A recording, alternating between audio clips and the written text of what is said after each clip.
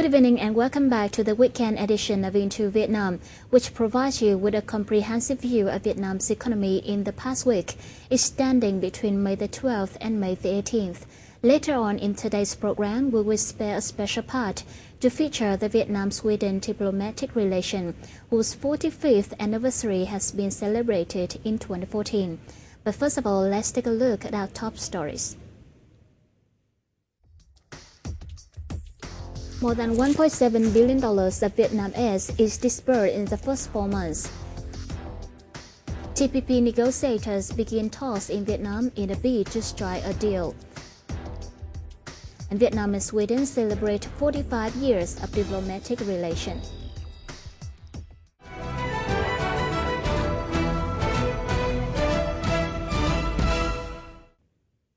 First of all, let's begin with this week's figures.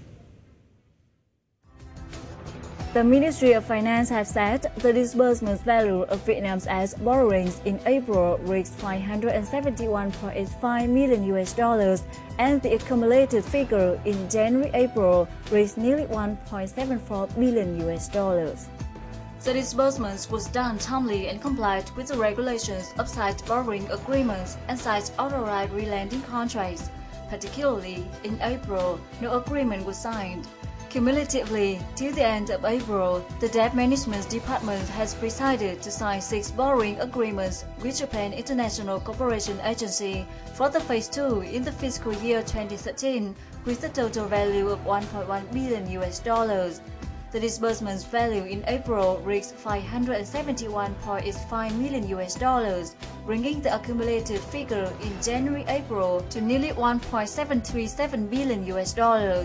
The total debt repayment value in April was $37 million, or $778 billion, including $16.18 million, or $340 billion of real debts. According to the data from the General Statistics Office, Vietnam was estimated to import 5,000 completed built units or CPU cars worth $130 million in April. In January-April period, Vietnam was estimated to import total of 15,000 CPU cars worth $329 million, of 53.4% in volume and of 76.6% in value. Gas sales rose positively in the first 4 months of this year, but mainly focused on large firms, especially sales of domestically assembled cars rose by 24% on year, while sales of CPU cars jumped by 98% on year. According to experts, there are a number of reasons for car sale increased in the first 4 months of this year, such as higher demand, interest rate cuts. Registration fee for cars was cut to 10% since January 2014 in Ho Chi Minh City. The Vietnam Automobile Manufacturer Association adjusted up its forecast for this year's car sales to 125,000 units from previous estimation of 120,000 units. According to the State Bank of Vietnam in Ho Chi Minh City, at the end of March, $3.5 trillion of non-performing loans had been handled. The figure included the debt collection in cash of $910 billion, using risk provision of $501 billion, selling collateral to recover debts of $141 billion, selling debts to the Vietnam Asset Management Company or VAMC of $487 billion, and others of $1.49 trillion. As of March the 31st, 2014, total NPLs in the city were at $46.4 trillion, accounting for 4.85% of the total loans, in which bad debts was secured by 2 important sources of risk provisions and collaterals. Currently, collateral bad debts are at $76.9 trillion.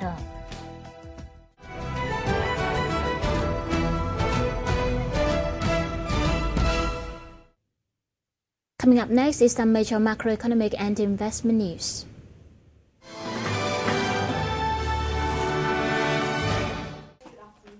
Twelve countries involved in negotiations for an ambitious Pacific Free Trade Agreement begins talks in Vietnam's Ho Chi Minh City on Monday, aiming to strike a deal in time for a ministerial meeting that Singapore has confirmed will be held in the city-state on May the 19th to May the 20th.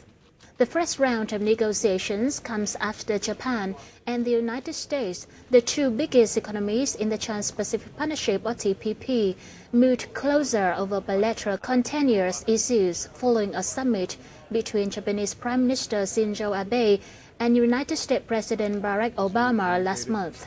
Over the next 4 days, the chief negotiators from the 12 TPP member nations will focus on resolving tough remaining issues, such as tariffs, especially in areas including politically sensitive agricultural goods, intellectual property, and reform of state-owned enterprises. We would like to have a more flexible.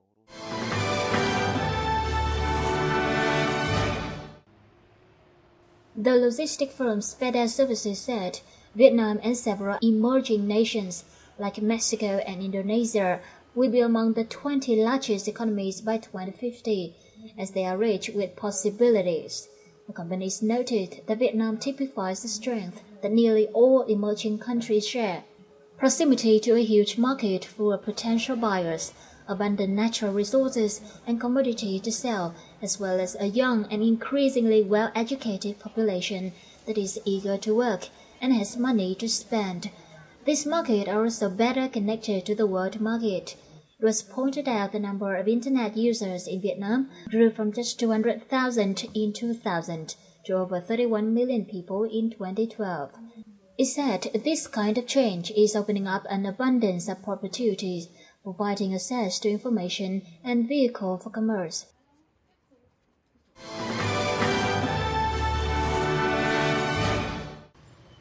Prime Minister Nguyễn Tấn Dũng has signed a decision to set up the National Committee for Price Supervision, headed by Deputy Prime Minister Vũ Văn Ninh. The committee is to do research, assisting the government in considering and approving major price controlling policies in certain period of time, ensure the implementations of the government decision to control prices of necessary goods and services.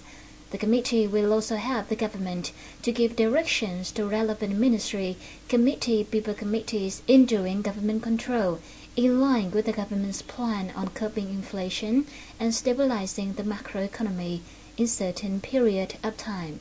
Besides, it's in charge of dealing with issues related to controlling prices of some necessary goods and services.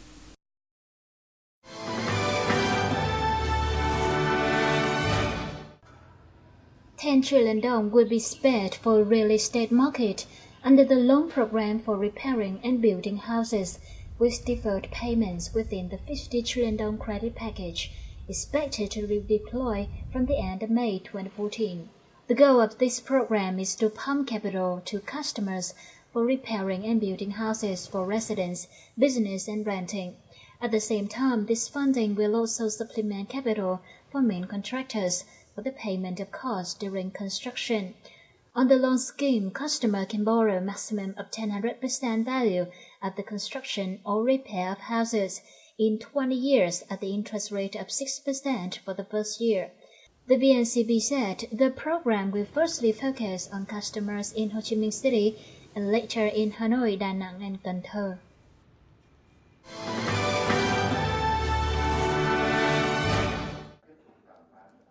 Solutions to develop a large-scale agriculture production model with high-tech applications were high on the agenda of the recent conference in Hanoi. It was attended by the State Bank of Vietnam, local policy makers, businesses, and experts on agriculture and technology.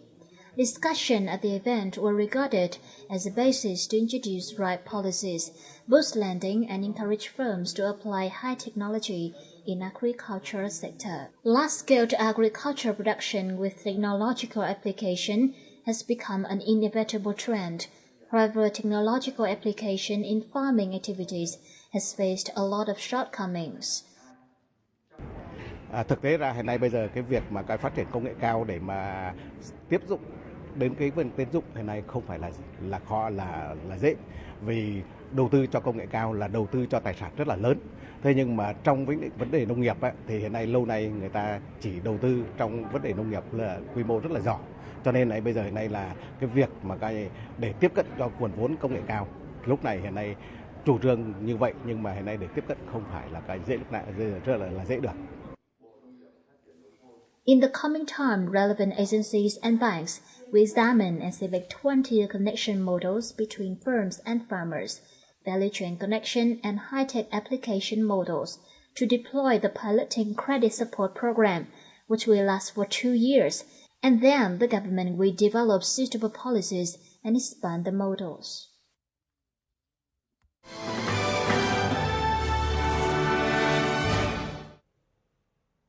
The World Bank will provide the Mekong Delta localities with a soft loan package worth $150 million to aid their bids to shape large-scale rice field models towards sustainable production.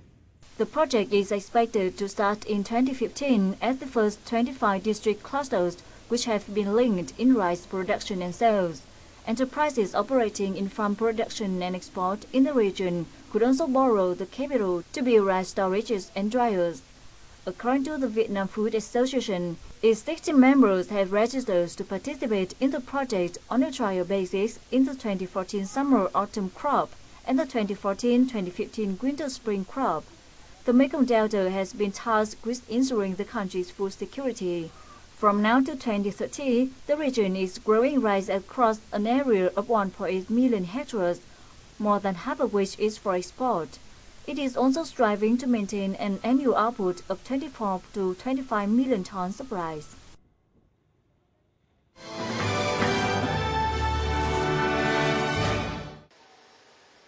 The International Labour Organization listed Vietnam among those with the lowest labor capacity in Asia-Pacific region. More notably, the capacity has been slumping, while it rose by an annual average of 5.2% in 2002-2007 period, the highest level in the region. It plummeted to 3.3% since 2008. One of the reasons for the problems is that working skill of Vietnamese laborers haven't met the business requirements. The ILO reviewed survey results on skill requirements on 200 services providers in the Vietnamese Central region showed most employers said university graduates cannot meet their job requirements, which is due to the lack of business involvement in education and training process.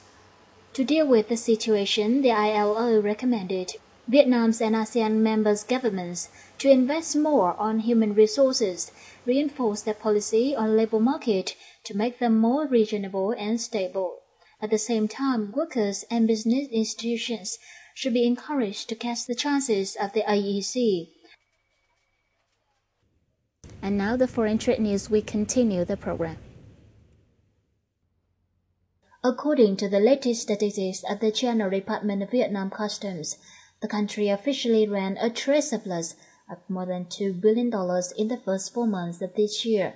In details, the country shipped abroad a total of $46.5 billion worth of goods in January and April period, making a year-on-year increase of 18.9%. Meanwhile, the import values were estimated at $44.46 billion, rising 12.2% from the same period last year.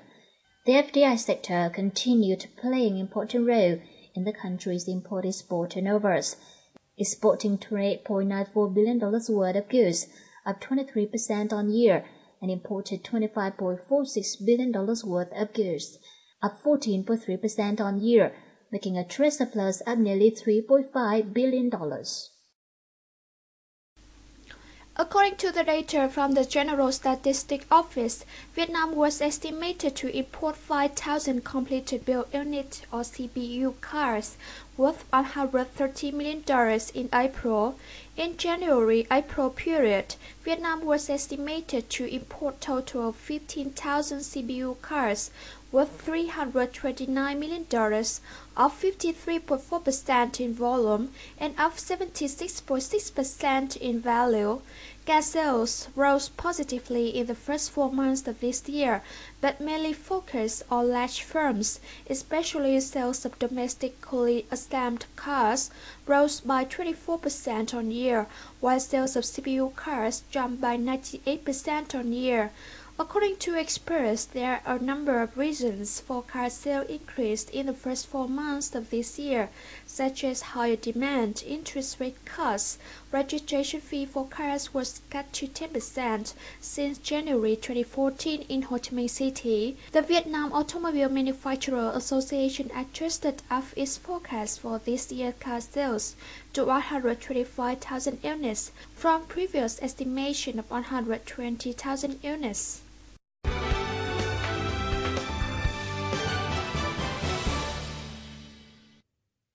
The pilot phase of its Sport Credit Insurance Project 2011-2013 has ended, although the government has decided to support 20% of the premium for exporters. Few of them are aware of the project or interested in buying this type of insurance.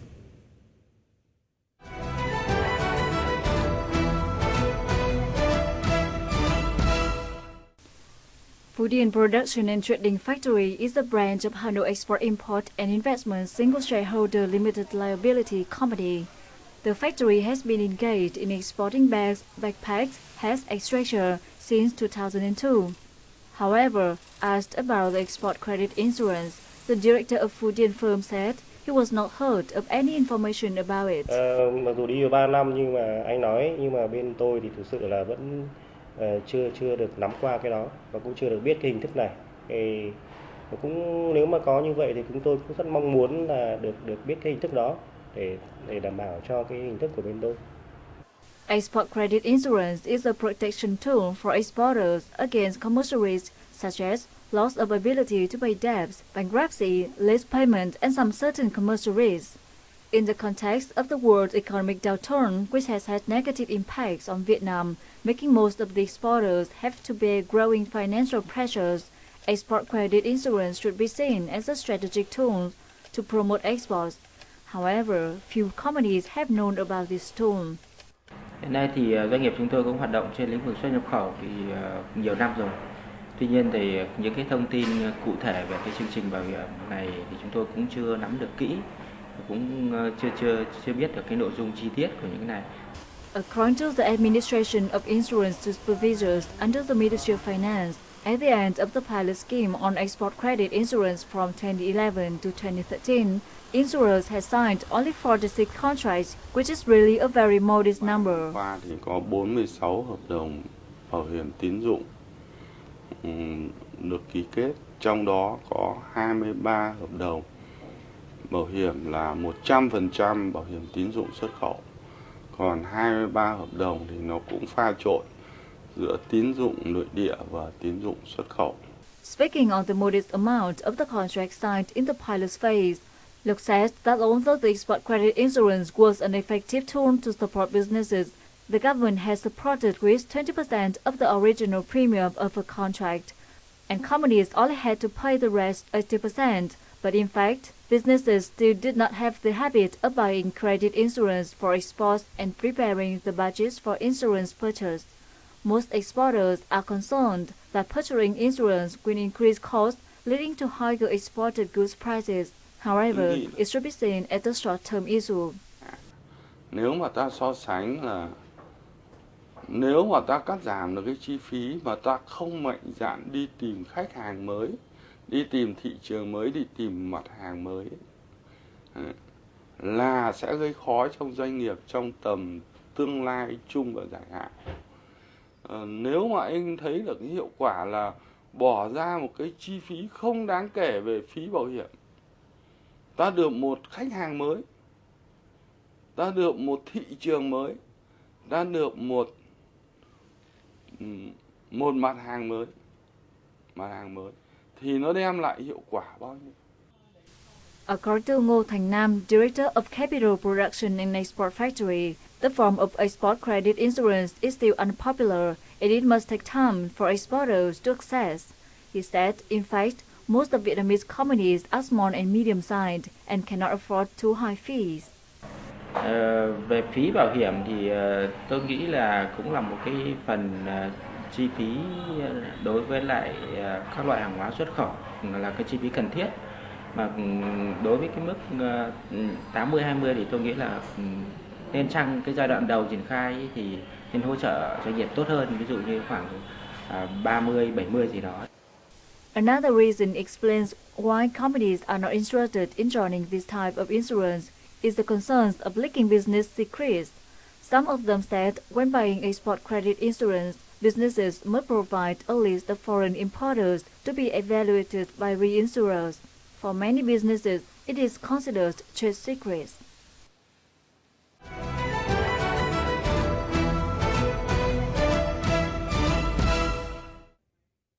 Vietnam and Sweden have joined hands to build what can be seen as a unique relation.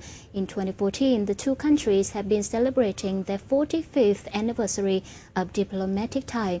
So on this occasion, we are so honored to be joined by Ms. Camilla Melenda, the Swedish ambassador to Vietnam, who will provide you a very profound and comprehensive understanding about the two countries' relation.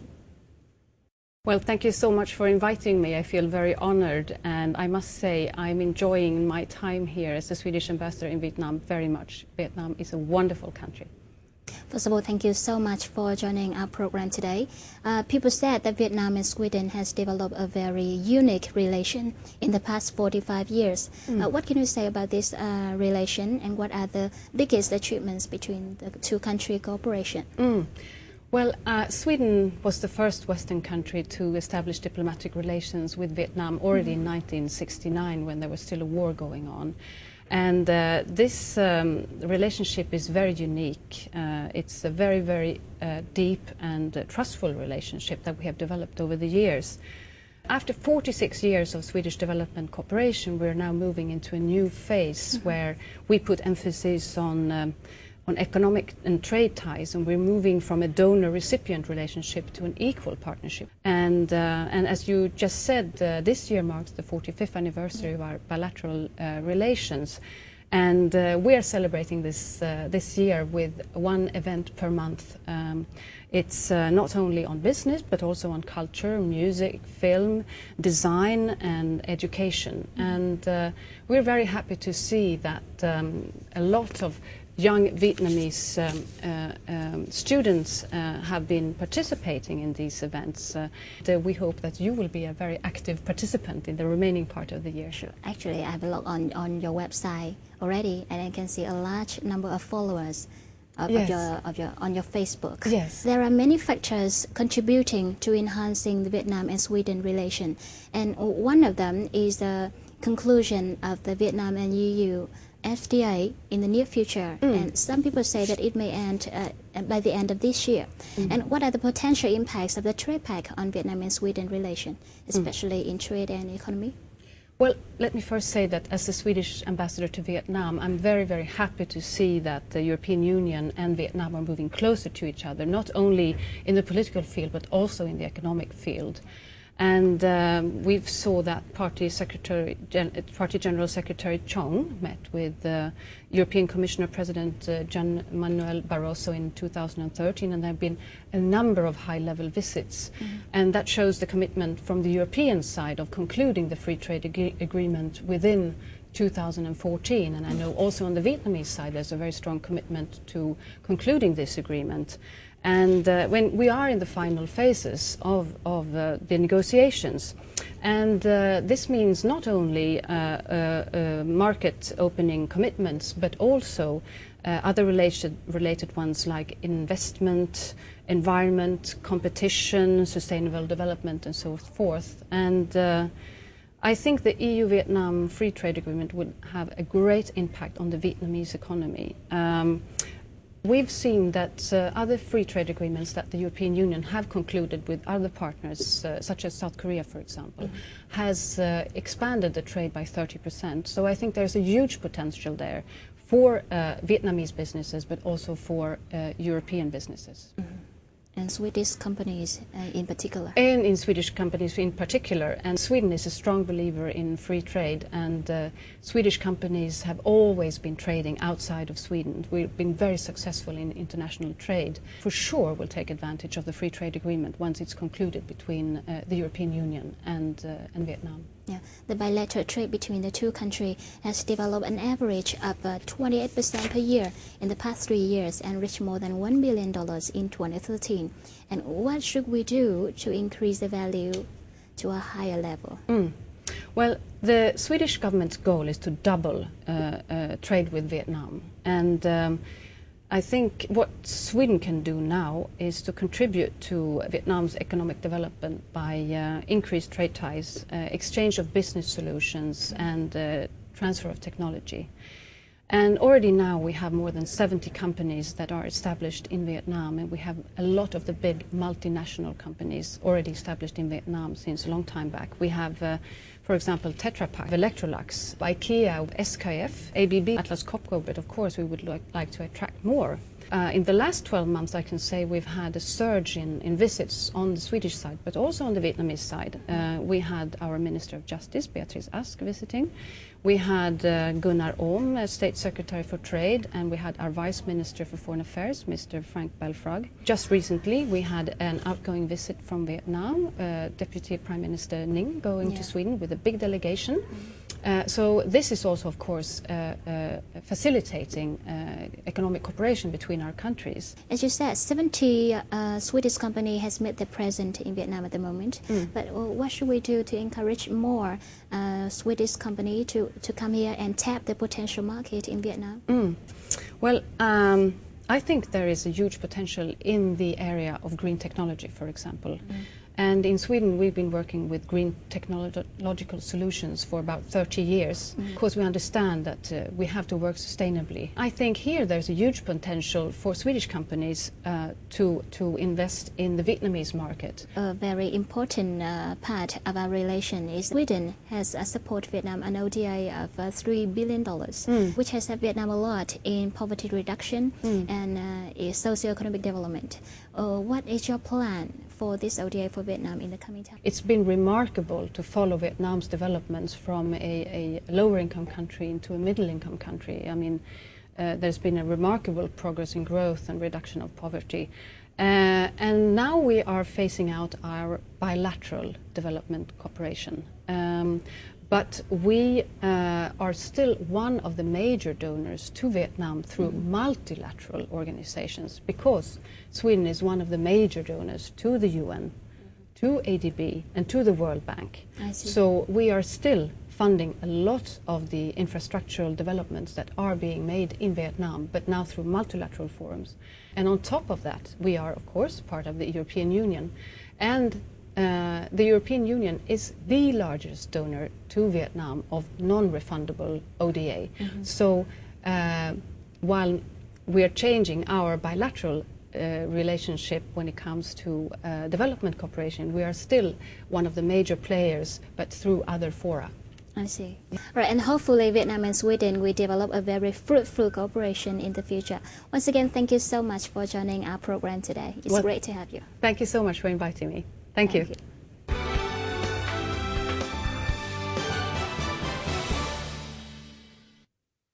And the final part is the summary of local securities market between May the 12th and May the 16th.